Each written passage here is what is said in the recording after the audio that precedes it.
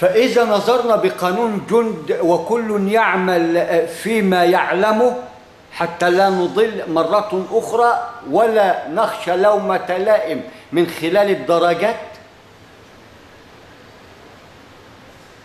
لأن المعاملة ستكون مع الله، وفرض علينا بقانون فرض كفاية وجب يتكثف من كل بقاع العالم وكل دياناته على العلم،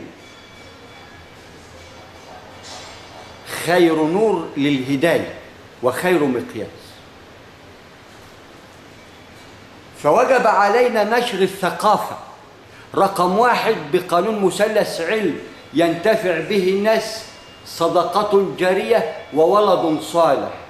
كيفية الإدارة من خلال هذه الدائرة المغلقة من خلال مثلث نواة الذرة لواقح الرياح، نرى مصطلح كلمة الله ألف لام لام ه، ألف الصراط المستقيم، لام لام شمسية، لام مكررة لام حركية كلاهما باور مكرر، ه الدائرة المغلقة نواة المناسك تكون مقياس بداية للا نهاية، أي بداية اللا نهاية، لأنها مباركة وبوركت بغرس الله أتزرعون أنتم أم نحن الزارعون. وبنتعلم كيفية الغرس الرباني ونشبه ويشبه لنا من خلال السنن النبوية، لأن الكتاب يشكل النواة، السنن النبوية وتجسد صفة وسمة الأنبياء تشكل العنصر، لأنهم العين التي رأت هذه النواة وخير ما كتبت من خلال الوحي المجسم، والشعب الشعوب والقبائل، والشعوب من القبائل والقبائل من الشعوب. ولكن وجد لنا هذين المصطلحين حتى نعي أنه مثلث رباعي يعطينا 4 أيام مكوناتنا اللي هي منهم الأرض والقمر والشمس والنجم.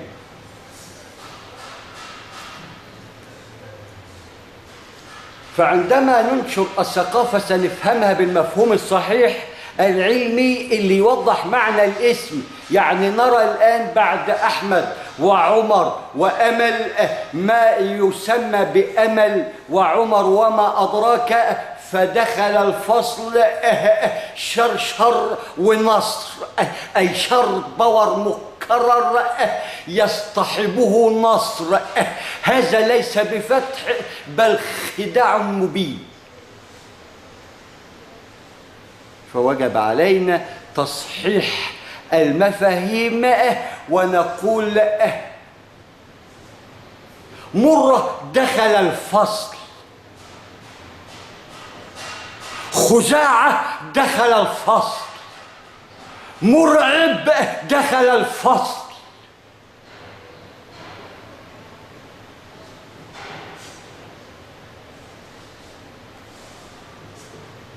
إن أردنا مقاييس لدخول الفصل حتى نعي طالب العلم المحمدي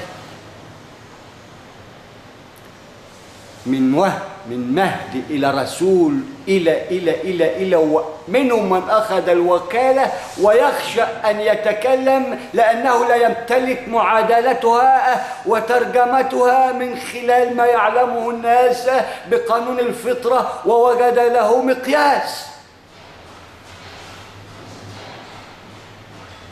فحينما نفطر على شيء يسمى ووجد له مقياس رقمي يبقى أحرف وأرقام.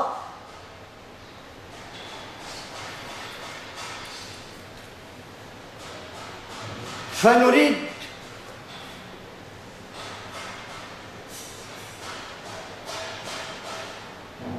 أمة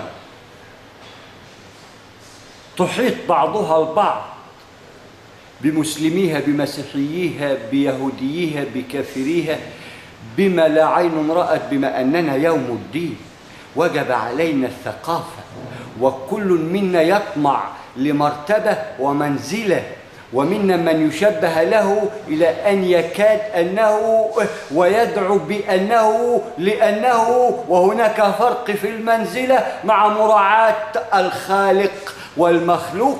لأننا نشكل عناصر ونتعرف على بعضنا البعض من خلال هذه العنصرية اللي تفرقت بلغات شتى.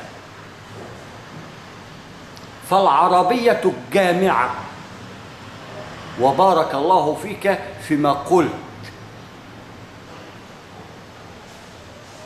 ولأهلي في كل بقاع العالم الشكر. أبدأ بمن يسمع مرورا بالإمام وإخوانه وأعوانه وأصدقائه وأهله في الله وأخي المغربي، لكم مني التحية، وشعوبكم وحكامكم، وهدانا وهداكم وهداهم الله بمثلث كوني يشكل لنا علم ينتفع به الناس، متناول الجميع، البسطاء والعلماء وما بينهما، من يلبي لكلاهما حتى نتكامل. وجب علينا من خلال هذه النواة غرس ما يسمى علم، ولكل علم علمه، ولكل عالم علم. وبناء على هذا المقياس اللي وضع ديمومة لا يوجد فيها فناء إلا من خلال المواقيت الزمنية بقانون ينسفها ربي نسفا، من خلال التغيير، أي تغيير جلبابها بمقياس مثلث نواة الذرة ساكن الرياح، ويكون لنا رقم 5 الدل على 50. الحديد كيوم خامس ودل على يوم خامس مقياس.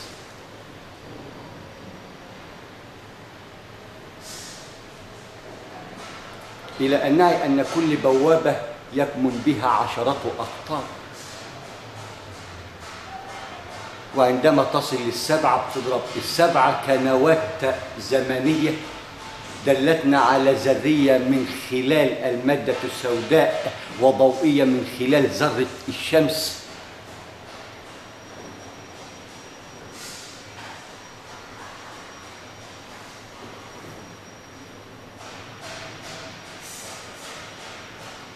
فوجب علينا غرس هذا المثلث علم.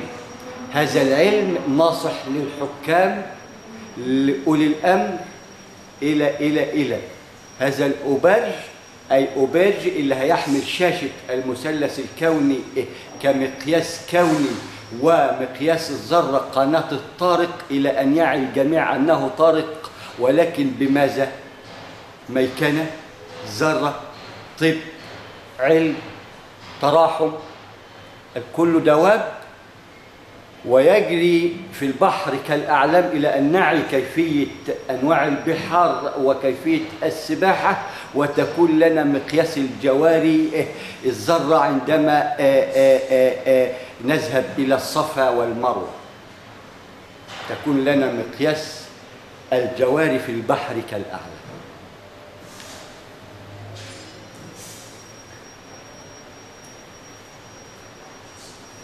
إلى أن نعي أن الظل يشكل لجي، ولكن لكل مقياس مقياس.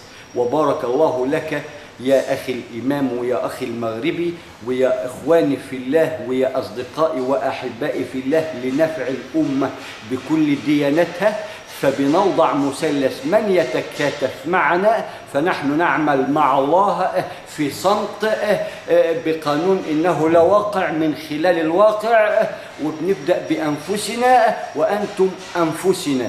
من يعلم فبيأتي بما يسمى من خلال ما يسمى أوبرج جامع من الذرة حتى المجرة الكونية، أخذ بالأسباب، بيوضح في قانون ينجب ميكنة ذرية وميكنة ضوئية وميكنة زمنية، ستشكل هذه العلوم معارج، والجميع يأتي بعلم متجدد من خلال مقياسه وشعبة شعوب وقبائل، لأن كما ذكرت القرآن النواة الأنبياء العين عنصر خير من رأم وارتقم وهم هنا إلى أن يعوا كيفية الإحياء، لأن الكل يبحث عن الديمومة والبقاء بقانون نفس واحدة.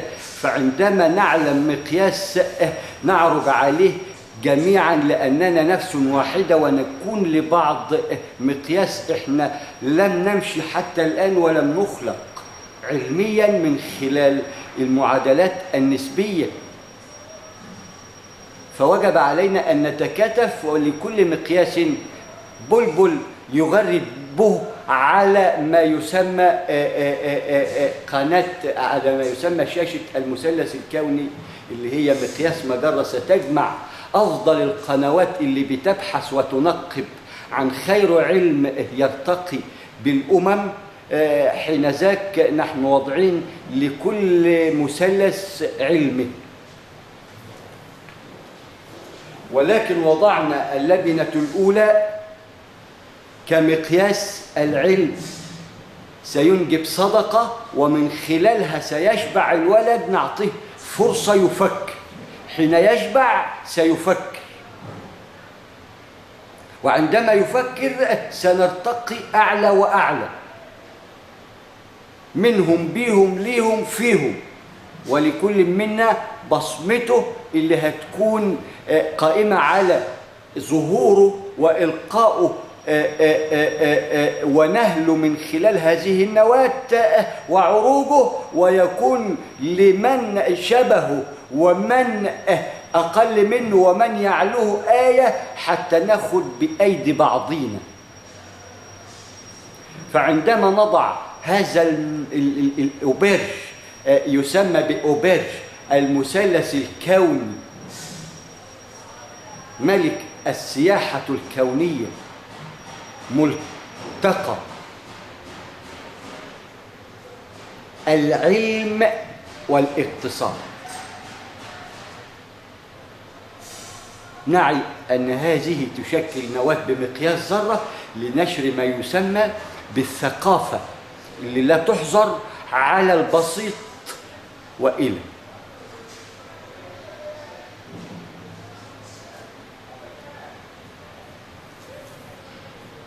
فعندما نعي من خلال هذه النواة كيفية المعادلة الكونية الميكانيكية أي الميكنة الكونية، سأعي كيفية حركة أو عمل آلة 19.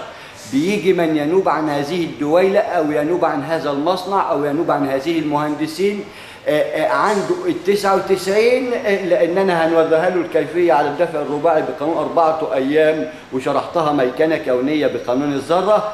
سنقول له هذه الذرة تنقصك حتى تؤدي إلى الديمومة، أنت تبحث عن الديمومة في عالم الميكنة، وستوفر البترول لما هو أسمى من ذلك لأن ثمنه أسمن من ذلك، ولكننا لا ننقب عن ما يسمى ماء نار هواء تراب حديد.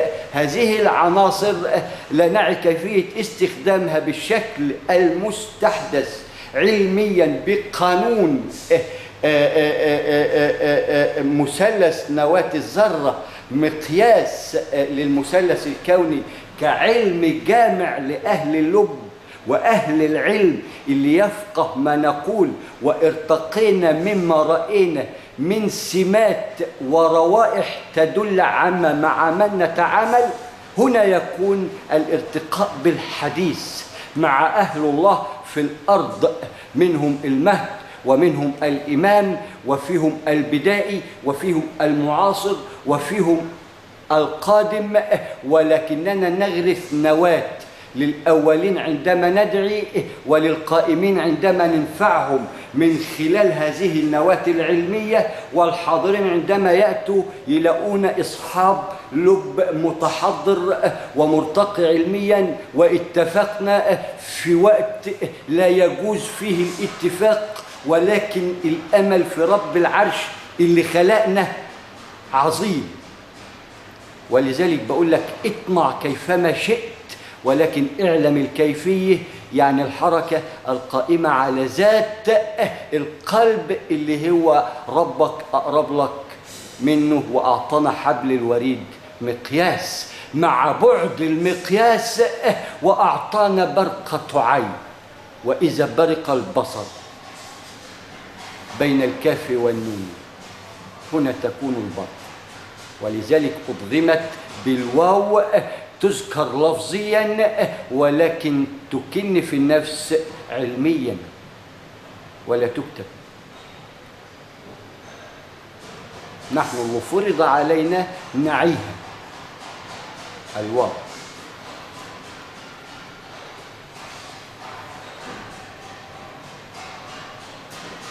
فعندما تنشر الثقافة رقم 1 ستنجب علم مستحدث له بداية مؤدية إلى اللانهاية.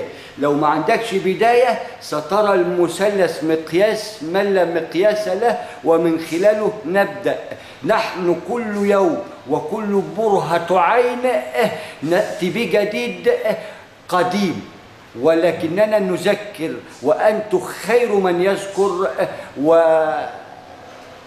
لن أقول فيكم لا تمنوا على أنفسكم، ولكن الله وجد لنا مقياس نرى به أهله، ونحن أقلها من خلال المقاييس اللي جاتنا من أهالينا وأحبائنا وإخوتنا في الله، لنفع الأمم كافة بكل عناصرها وألوانها وطوائفها، إلى أن تعلم أنها فرد واحد به شعر أسود وعيون زرقاء وسوداء وبشرة بيضاء وسوداء. نتدبر الأخوة في فرد واحد.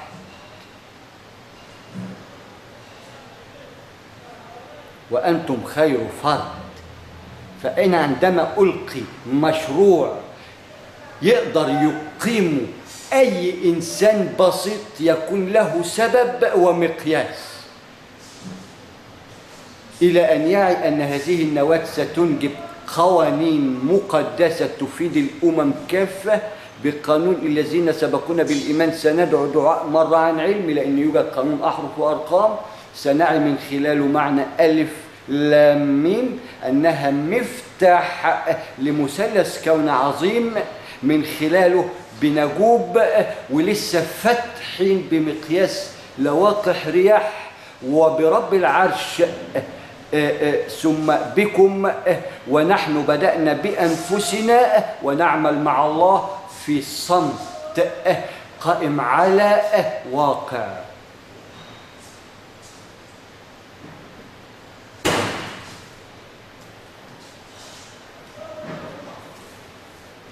ومن خلال هذا الواقع بنوجد أوبرج في كل دويلة لمن يعلم لما هذا الأوبرج وكيفية توصيل علومه لمن يسأل حتى ينوب عنا، لأن سيكون المثلث كالتالي: التلت للأرض حتى إن لم يعي شيء وجب له التلت إلى أن يعي، وللإدارة